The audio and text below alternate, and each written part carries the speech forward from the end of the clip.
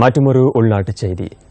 ஸ்ரீலங்கா முஸ்லிம் காங்கிரசின் செயலாளர் பதவி விவகாரம் தொடர்பில் இணக்கப்பாடு இன்று எட்டப்பட்டுள்ளதாக தேர்தல்கள் ஆணைக்குழுவின் தலைவர் மஹிந்த தேசப்பிரிய தெரிவித்துள்ளார். செயலாளர் விவகாரம் தொடர்பில் கலந்துரையாடுவதற்காக ஸ்ரீலங்கா முஸ்லிம் காங்கிரஸ் தலைவர் ரவுப் ஹக்கீம், செயலாளர் நாயகம் ஹசன் அலி, செயலாளர் முகமது மன்சூர் மற்றும் கல்முனை மாநகர சபை மேயர் நிசாம் காரியப்பர் ஆகியோர் இன்று தேர்தல்கள் செயலகத்துக்கு சென்றிருந்தனர்.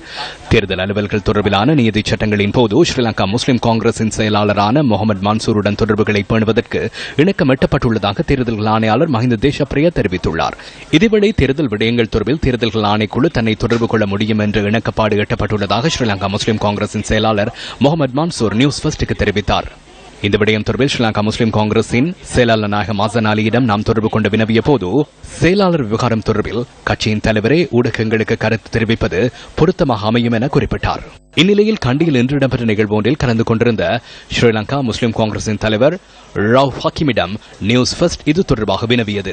முஸ்லிம் காங்கிரசுடைய செயலாளர் சம்பந்தமாக இன்று தேர்தல் ஆணை குழு முன்னிலையில் கட்சி சார்பிலே நாங்கள் எங்களுடைய விளக்கங்களை மிக தெளிவாக ஆணைக்குழுவினர் முன்னிலையில் சமர்ப்பித்திருக்கிறோம்.